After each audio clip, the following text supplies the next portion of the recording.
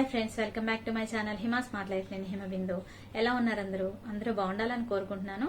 ఇలా కోరుకోవాల్సిన బాధ్యత అయితే ప్రస్తుతం అందరి మీద ఉంది. ఎందుకంటే ప్రెసెంట్ సిచ్యువేషన్ అలా ఉంది. కరోనా కేసెస్ అయితే రోజు రోజుకి ఎక్కువైపోతున్నాయి కదా. దాని నుండి మనల్ని మనం రక్షించుకోవాలంటే ఫస్ట్ మనం ఇమ్యూనిటీ పెంచే ఫుడ్ ని తీసుకుంటూ సేఫ్టీ మెజర్స్ ని తప్పకుండా పాటించాలి. అందరూ కూడా బయటికి వెళ్లేటప్పుడు ఖచ్చితంగా శానిటైజర్ ని తీసుకువెళ్ళండి. హాఫ్ అన్ అవర్ కి లేదా 1 అవర్ కైనా మీ వస్తువుల్ని శానిటైజ్ చేసుకుంటూ ఉండండి. ఇంటికి వచ్చే ముందు కూడా ఒకసారి చేతుల్ని శుభ్రంగా శానిటైజ్ చేసుకోండి. ఎందుకంటే ఇంట్లో పిల్లలు ఉంటారు కదా, వాళ్ళని సేఫ్ గా హెల్దీగా ఉంచే బాధ్యత మన మీద ఉంది. కాబట్టి అందరూ ఇది పాటించాలని కోరుకుంటున్నాను. ఇంకా ఇప్పుడు టాపిక్ ఏంటంటే నేనే కాదు, ఈ మధ్య ఎవరు మాట్లాడుకున్నా ఇవే టాపిక్స్ అండి. ఎవరితో మాట్లాడినా కూడా ఏ వంట చేసావు అని లేడీస్ పలకరింపులు అయితే సాధారణంగా ఇలాగే ఉంటాయి. ఈ రోజు ఏం కూర వండావు ఇలా అయితే స్టార్ట్ చేస్తాము. కానీ ప్రెసెంట్ అయితే అలా లేదండి. కరోనా కషాయం రోజు తాగుతున్నారా, మీరు ఎలా ప్రిపేర్ చేస్తున్నారు అనే విధంగా మారిపోయాయి అన్నమాట పలకరింపులు అనేవి. మేమైతే 1 మంత్ పైగా ఇది స్టార్ట్ చేసాము. ఇంకా మా ఫ్రెండ్స్ లో కూడా చాలా మంది స్టార్ట్ చేయలేదు. ఖచ్చితంగా మీరు ఇప్పటి వరకు స్టార్ట్ చేయకపోతే ఖచ్చితంగా ఈ రోజే స్టార్ట్ చేయండి. మీరు మీ పిల్లలు రోజు తీసుకోండి. ఎందుకంటే హెల్దీగా ఉండాలంటే ఫస్ట్ మనం చేయాల్సింది మనం తప్పకుండా చేయాలి కదా. ఈ వీడియోలో అయితే నేను కషాయం ఎలా తయారు చేస్తున్నాను అనేది ప్రాసెస్ చూపించబోతున్నాను. లాస్ట్ వరకు చూడండి. మీరు ఇంకా స్టార్ట్ చేయకపోతే లేదా మీరు ఏవైనా చేంజెస్ ఉంటే మీరు ఈ వీడియో చూసి కావాల్సిన చేంజెస్ అనేవి చేసుకోండి. తర్వాత మీ ఫ్రెండ్స్ అండ్ ఫ్యామిలీస్ కూడా షేర్ చేయండి. వాళ్ళకి కూడా తాగమని సజెస్ట్ చేయండి. ఎందుకంటే హెల్దీగా ఉండటం అనేది ఇప్పుడు చాలా ఇంపార్టెంట్ అండి.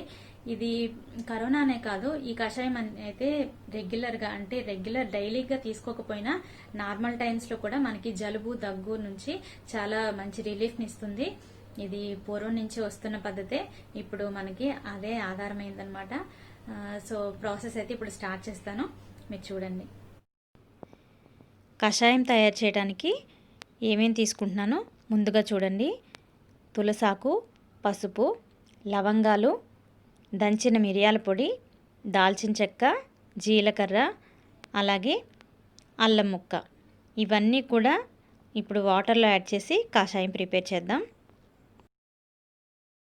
నేను 1.5 లీటర్ వాటర్ తీసుకుంటున్నానండి. మా ఇంట్లో అందరికీ సరిపడా తయారు చేస్తున్నాను. మీరు కూడా సరిపడా వాటర్ తీసుకుని దానికి తగ్గట్టు ఈ మసాలాలన్నీ యాడ్ చేసుకోండి.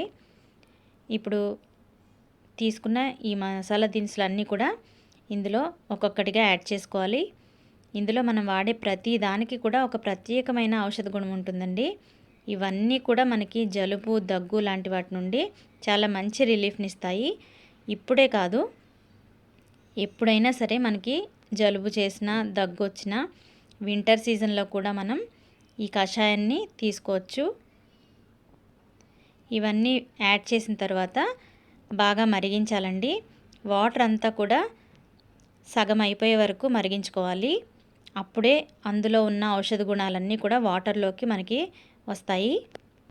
ఇందులో పసుపు యాడ్ చేశాను కదా, అది ఆడించుకున్న పసుపు అండి. ఒకవేళ మీకు అది అవైలబుల్గా లేకపోతే ఆర్గానిక్ పసుపు అని దొరుకుతుంది, అటువంటిదైనా ట్రై చేయండి. అంతేగాని కెమికల్ బేస్డ్ పసుపు వాడకండి, అంత మంచిది కాదు.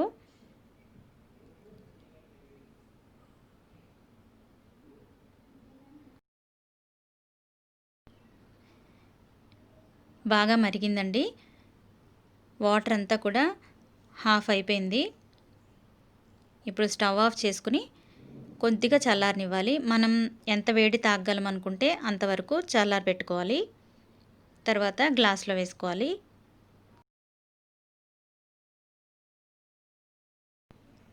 ఇప్పుడు కషాయాన్ని గ్లాస్లోకి వడపోస్తున్నాను.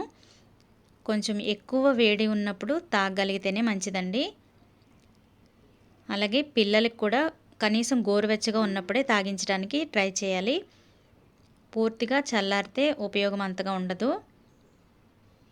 తర్వాత ఇందులోకి మనం ఇంకొక 2 వస్తువుల్ని యాడ్ చేయాలి. అదేంటంటే తేనె, అలాగే నిమ్మరసం. ఒక్కరికి హాఫ్ లెమన్ సరిపోతుందండి. లెమన్లో సి విటమిన్ ఎక్కువగా ఉంటుంది కాబట్టి తప్పకుండా యాడ్ చేసుకోండి. ఇది యాడ్ చేయడం వల్ల ఘాటు కూడా అంతగా తెలీదు, పిల్లలు కూడా ఇష్టపడి తాగుతారు. అలాగే ఇందులో తేనె కూడా వేస్తాం కాబట్టి మరీ అంత ఘాటుగా అనిపించదు. తర్వాత ఒక 2 స్పూన్లు తేనె ఇందులో యాడ్ చేసుకోవాలి.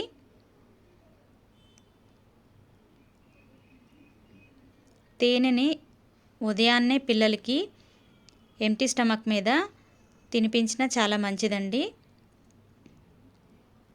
తేనె మంచి కఫ నివారిణి. కఫం లాంటివి ఉంటే చాలా తొందరగా ఇది తగ్గిస్తుంది. బాగా కలుపుకొని దీన్ని వేడిగా ఉన్నప్పుడే తాగేయాలి. రోజు కషాయాన్ని ఇలా ప్రిపేర్ చేసుకుని తాగండి. అందరూ ఆరోగ్యంగా ఉండండి.